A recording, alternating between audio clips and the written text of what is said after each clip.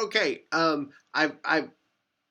uploaded the video. You can see it's track three. The your other two videos are still loading here. The tracks one and two, and it's really well done. And gave me a new way of thinking about how free falling bodies and all that and what you're doing now. But what are we doing? What are we going to do? We're trying to figure out the effects of air resistance are particularly obvious when dropping a small object, heavy such as rock, as well as a larger one feather piece. However, if the same objects are dropped in a vacuum, they fall with the same acceleration. Or if we take away the air resistance, in other words, the medicine ball didn't feel that much air resistance, but it does require more force. It's got more inertia, so it has. So, like I said, which one would you rather have hit you, the basketball or the medicine ball in the head?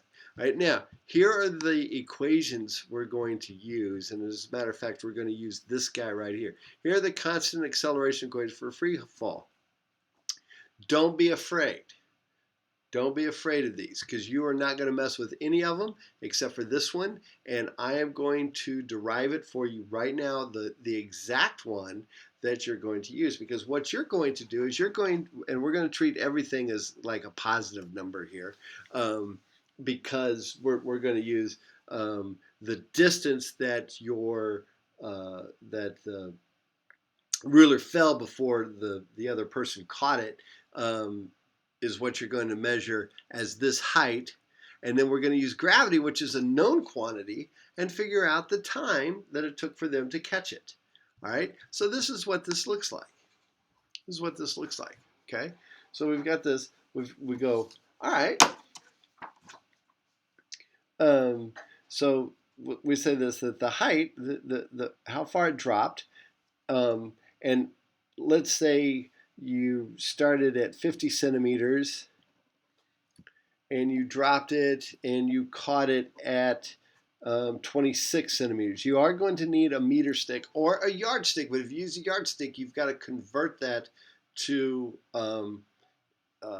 centimeters and then to meters. So try and find I think on the back of most yardsticks now, they have it's in centimeters. You can use a ruler, but I suggest using a meter stick. All right, so 15 centimeters. And to do any conversion, it is so easy in today's.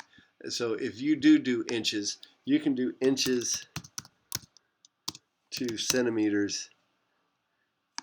So easy. So if you drop it and it comes out to be 8 inches, you'll get 20.2 32 centimeters, which you divide by 100 to get the meters. All right, so that's easy. All right. Anyway, where were we?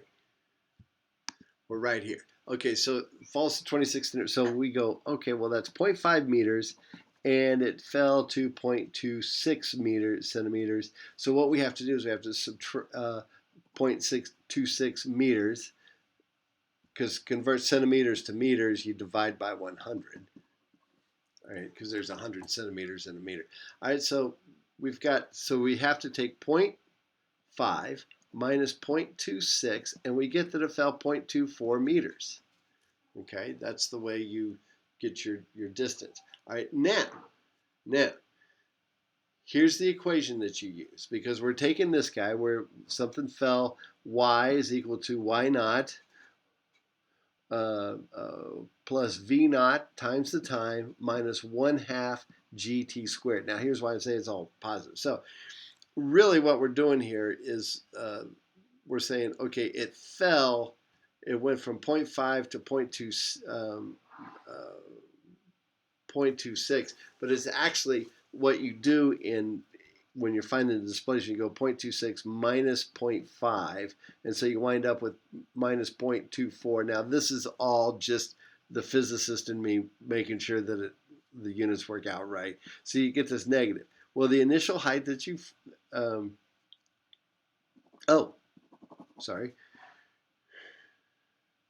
whatever, doesn't matter. So it fell 0.24. This goes to, we'll just set this as equal to 0. This will go to 0 because the initial velocity was 0, is equal to 1/2 gt squared. Okay, so 2 times how far it fell divided by 9.8 meters per second squared. Now remember, you got to keep everything in, because this is in meters and this is in meters, squared is equal to t squared.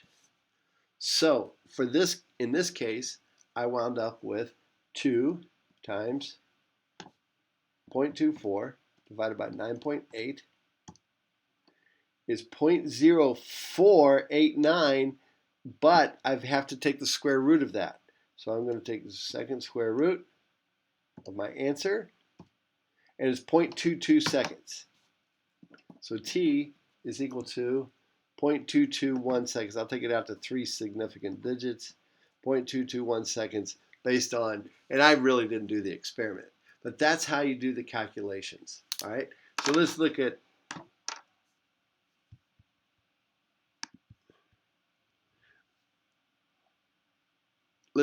what your pre-lab looks like. I think we answered everything.